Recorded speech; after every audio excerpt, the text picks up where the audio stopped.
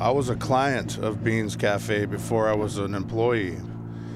And if it wasn't for Beans Cafe, I might have been one of those people that might have froze to death or, just going hungry because there's nowhere to eat or nowhere to be.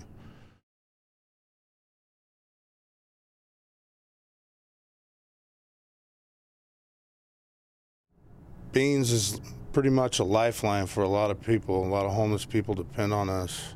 We serve people food. We give them a safe, warm environment to get out of the weather. It's hard sometimes because there's a lot of people sleeping out on the side of the road or out on the benches out front. Well, I can relate.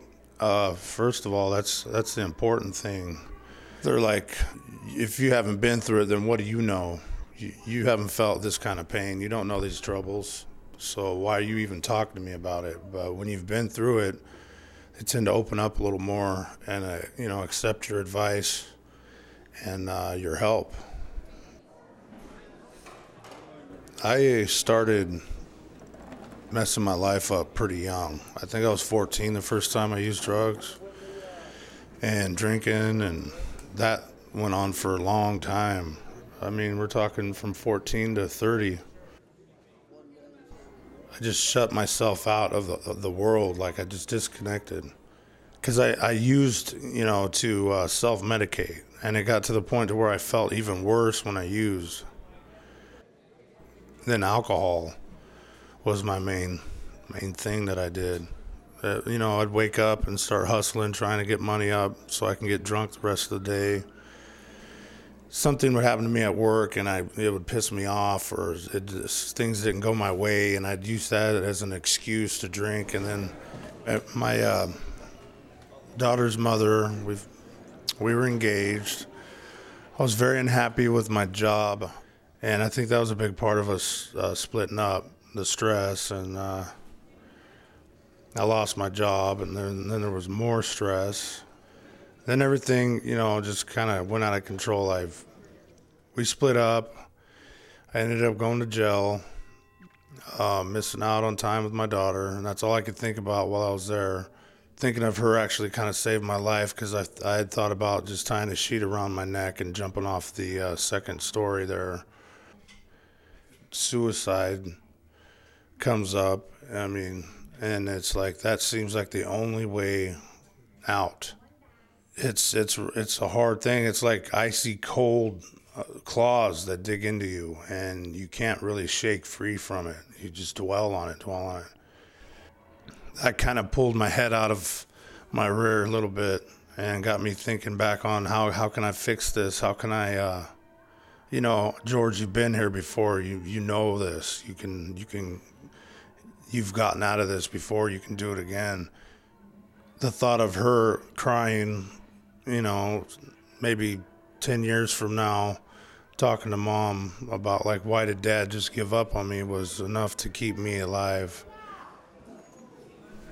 Lots of times, some of the clients will come to me and they'll be talking about hurting themselves or something that's going on with them, and you can tell they're very emotional.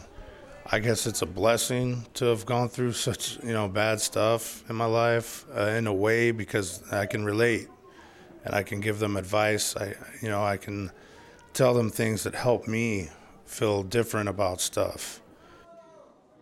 My main fear is stuff that's out of my control. Getting laid off, accidentally getting injured. Just the blindside stuff that life can throw at you, the curveballs. That's what I'm worried about. As far as the whole drinking and using thing, that's not even a worry, because I just have too much at stake to let something that doesn't even have a soul control my life. I've had enough of that, and I'm done with it. I have a lot of things in my life now that I thought I would never have. A lot of friends, my own place, a job that I absolutely love, and most of all, my daughter. That's how much I really didn't like myself, is that I never really thought that, well, who would want to be with me? Who would love me? And it's because I didn't love me. I didn't really care for me, and didn't see that underneath all the the alcohol and the using and depression, that I was actually a pretty nice guy. I was